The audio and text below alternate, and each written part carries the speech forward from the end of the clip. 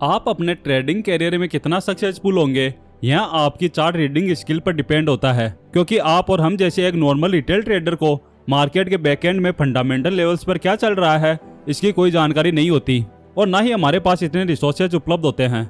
हमें तो सिर्फ उस कंपनी के या फिर इंडेक्स के चार्ट को देखकर ही अपने बाय और सेल्स के निर्णय लेने पड़ते हैं। इसीलिए अपनी ट्रेडिंग जर्नी में सक्सेसफुल होने के लिए हमारे पास अपने चार्ट रीडिंग स्किल को सुधारने के अलावा और कोई रास्ता नहीं बचता। स्मार्ट मनी में जितने भी चार्ट रीडिंग के इंपॉर्टेंट कंसेप्ट है उनमें से लिक्विडिटी सबसे महत्वपूर्ण है। अगर आपको चार्ट पर लिक्विडिटी को ढूंढना आ गया तो आपको प्रॉफिटेबल ट्रेडर बनने से कोई नहीं रोक सकता। इसीलिए आज के वीडियो में हम चार्ट पर आप लिक्विडिटी को किस तरह से ढूंढ सकते हैं इसे समझेंगे। बहुत से ट्रेडर ऐसे हैं जिनके मन में लिक्विडिटी को लेकर कई सवाल होते हैं। उनमें से सबसे महत्वपूर्ण सवाल होता है कि आखिर लिक्विडिटी किसे कहते हैं या फिर लिक्विडिटी होती क्या है। इसीलिए लिक्विडिटी को चार्ट पर किस प्रकार से ढूंढना है इसे जानने से पहले हमें लिक्विडिटी को समझना बहुत ज़रूरी है। देखिए, मार्केट में मुख्य रूप से दो तरह के ट्रेडर्स मौजूद होते हैं। एक साइड में होते हैं बायर्स और दूसरे साइड में होते हैं सेलर्स।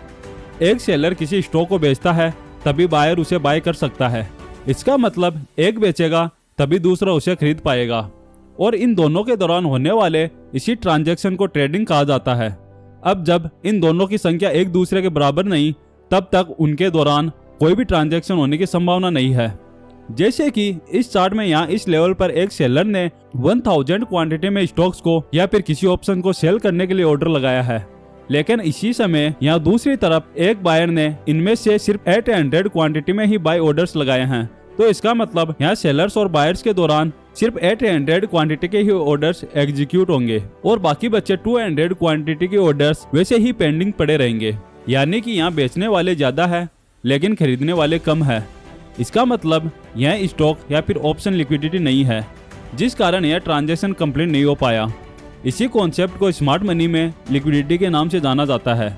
सिंपल भाषा में कहे तो अगर आपको चार्ट पर लिक्विडिटी को ढूंढना है तो आपको बस उस चार्ट पर अभी किस एरिया में बायर्स और सेलर्स सबसे ज़्यादा एक्टिव है, यानी कि कहां पर वह सबसे ज़्यादा बाय एंड सेल कर रहे हैं, इसे ढूंढना पड़ेगा। अगर आपने हमारे चार्ट रीडिंग के ऊपर बनाए इन वीडियोज को देखा है तो आपको चार्ट पर किस एरिया में बायर्स और सेलर्स सबसे ज़्यादा एक्टिव होते हैं इसे समझने में आसानी होगी। लिक्विडिटी के कॉन्सेप्ट को समझने के बाद चलिए अब इसे चार्ट पर कैसे खोज निकालना है इसे भी समझते हैं। किसी भी चार्ट पर अलग अलग जगह कई प्रकार से लिक्विडिटी मौजूद होती है, जिनमें से इन प्रमुख चार्ट कंडीशंस को हम आज सीखेंगे। तो चलिए सबसे पहले इक्वल हाइज एंड लोज को समझते हैं। यहाँ इस चार्ट में प्राइस ऊपर और नीचे की तरफ बार बार रिजेक्शन फेज कर रही है, जिससे चार्ट पर इक्वल हाइज एंड इक्वल लोज बन रहे हैं। अब जो भी सेलर्स यहाँ ऊपर से सेल ऑर्डर्स लगाकर मार्केट में एंटर हुए हैं उनके स्टॉप लॉस यहाँ कहीं इस लेवल पर ऊपर की तरफ लगे हुए हैं। सेलर्स के स्टॉप लॉस यानी कि उनके बाय ऑर्डर्स यहाँ पर बड़ी संख्या में मौजूद है, क्योंकि यहाँ से मार्केट नीचे जाएगा यह सोचकर उन्होंने यहाँ सेलिंग की है। लेकिन अगर मार्केट नीचे जाने के बजाय ऊपर बढ़ा तो उन्हें अपने सेल ऑर्डर्स को क्लोज करना होगा, यानी कि यहाँ पर बाय करना होगा। इस तरह नीचे की तरफ इस लेवल पर जो बायर्स बाइंग करने की इच्छा रखते हुए लॉन्ग पोजीशंस में एंट्री कर चुके हैं उनके स्टॉप लॉस ऑर्डर्स यहाँ नीचे लगे हैं। मार्केट में बायर्स के स्टॉप लॉस इस प्रकार से सेल ऑर्डर्स होते हैं और सेलर्स के स्टॉप लॉस बाय ऑर्डर्स की तरह काम करते हैं। इसे आपको समझना होगा। अब इन दोनों लेवल्स के दौरान जो एरिया है इसे हम प्राइस इम्बैलेंस कहते हैं, जिसे नो ट्रेडिंग जोन भी कहा जाता है, क्योंकि मार्केट में जब भी सेलर्स कम और बायर्स ज़्यादा होते हैं तो उस समय यह सप्लाई कम और डिमांड ज़्यादा होने की वजह से प्राइस इम्बैलेंस बनने के कारण से प्राइस ऊपर की तरफ मूव करती है। उसी तरह जब किसी लेवल पर डिमांड कम और सप्लाई ज़्यादा होती है तो इस प्राइस इम्बैलेंस के कारण मार्केट नीचे की तरफ मूव करता है। मार्केट के इस बेसिक प्रिंसिपल को आपको हमेशा याद रखना पड़ेगा। इसीलिए अगर आप एक बायर है तो आपको हमेशा यहाँ नीचे सस्ते और कम कीमतों पर बाइंग करने पर ध्यान देना होगा और यहाँ बीच में बढ़ी हुई कीमतों पर बाइंग करने से बचना होगा। अब इस चार्ट में ऊपर और नीचे सबसे ज्यादा स्टॉप लॉस ऑर्डर्स लगे होने के कारण यहाँ ऊपर बाय साइड तो यहाँ नीचे सेल साइड लिक्विडिटी बड़ी संख्या में मौजूद है। इसका मतलब अगर मार्केट किसी कारण से इस एरिया के ऊपर निकलता है और कुछ देर तक इस एरिया में सस्टेन करता है या फिर ब्रेकआउट कैंडल की क्लोजिंग इस एरिया के ऊपर होती है तो यहाँ बाय साइड लिक्विडिटी होने की वजह से एक स्ट्रॉन्ग बुलिश मूव आने की संभावना नीचे के मुकाबले सबसे ज्यादा है। लेकिन बहुत बार प्राइस इस लिक्विडिटी को शिफ्ट करने के बाद ऊपर जाने की बजाय तेजी से नीचे चली जाती है। इसीलिए इस एरिया में आने वाले ब्रेकआउट्स पर सबसे ज्यादा स्टॉप लॉस हंटिंग की जाती है। इस वजह से जब भी किसी हाई लिक्विडिटी एरिया में प्राइस आती है तो उस समय ट्रेड में एंट्री करने की जल्दबाजी नहीं करनी चाहिए, क्योंकि इन एरियाज में इंस्टीट्यूशनल ट्रेडर्स एक रिटेल ट्रेडर्स की साइकोलॉजी के साथ खेलकर उन्हें फेक ब्रेकआउट्स दिखाकर अपने जाल में फंसाते हैं। चलिए अब अगली चार्ट कंडीशन को समझते हैं। इस चार्ट में प्राइस लगातार ऊपर से नीचे गिरते हुए हायर लो और लोअर लो बना रही है। अब इस चार्ट को देखकर क्या आप बता सकते हैं कि यहाँ कौन से साइड में और कौन सी जगहों पर सबसे ज्यादा लिक्विडिटी मौजूद है? आप वीडियो को कुछ देर तक पॉज भी कर सकते हैं, क्योंकि सिर्फ वीडियो देखने से आपकी ट्रेडिंग में सुधार नहीं आएगा, आपको साथ साथ प्रैक्टिस पर भी ध्यान देना आवश्यक है। अब यहाँ क्योंकि मार्केट लगातार नीचे जा रहा है, इसका मतलब यहाँ प्राइस बेरिश ट्रेंड शो कर रही है। अब अज्यूम कीजिए कि आप एक रिटेल सेलर है जिसने यहाँ शॉर्ट सेल किया है, तो आप अपना स्टॉप लॉस यहाँ इस लेवल के आसपास लगाएंगे। अब क्योंकि मार्केट आपकी ट्रेड के डायरेक्शन में नीचे जा रही है, इसीलिए आप अपने ट्रेड को यहाँ होल्ड करते हुए अपने स्टॉप लॉस को हर एक स्विंग हाई के ऊपर धीरे धीरे प्राइस मूवमेंट के साथ शिफ्ट करते हुए ट्रेलिंग स्टॉप लॉस का इस्तेमाल कर रहे हैं। लेकिन मार्केट में कुछ ट्रेडर ऐसे भी है जिन्होंने यहाँ अपने स्टॉप लॉस को ऊपर ही बनाए रखा है।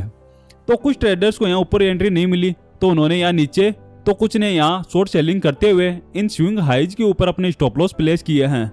अब क्योंकि मार्केट लगातार नीचे गिर रहा है, इस वजह से लोअर साइड में जो भी बायर्स मार्केट में बाइंग करने की कोशिश कर रहे हैं उनके स्टॉप लॉस मार्केट बार बार हिट कर रहा है।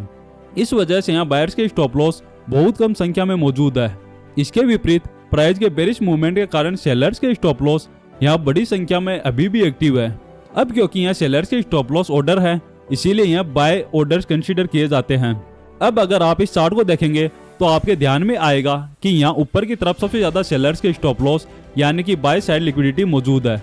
अब जैसे ही मार्केट और अधिक नीचे जाने की बजाय रिवर्स करते हुए ऊपर निकलकर अपने प्रीवियस स्विंग हाई के ऊपर क्लोज होता है, तो यहाँ सभी सेलर्स पैनिक में आ जाते हैं, क्योंकि प्राइस अब उनके ट्रेलिंग स्टॉप लॉस एरिया में आ चुकी है।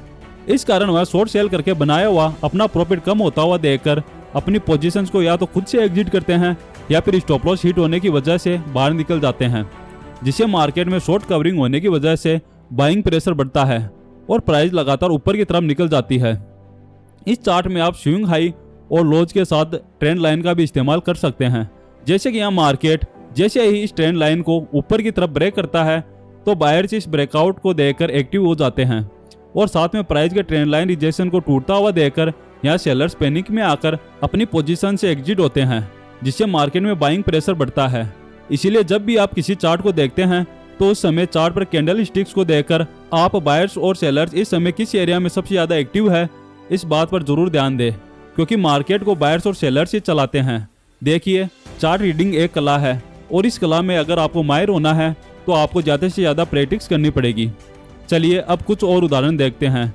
यह निफ्टी 50 का 30 अप्रैल का 5 मिनट टाइम फ्रेम का चार्ट है, जहां मार्केट दिन भर इस तरह से एक रेंज में ट्रेड करता रहता है। मार्केट में लिक्विडिटी मुख्य रूप से दो प्रकार की होती है, नंबर 1 एक्सटर्नल लिक्विडिटी और नंबर 2 इंटरनल लिक्विडिटी। इस चार्ट में ऊपर और नीचे की तरफ जो लिक्विडिटी है उसे हम एक्सटर्नल लिक्विडिटी कहते हैं। तो इसके दौरान इन जगहों पर जो छोटे मोटे स्विंग हाई और लोज है उनके आसपास जो लिक्विडिटी चार्ट पर दिख रही है उसे इंटरनल लिक्विडिटी कहा जाता है।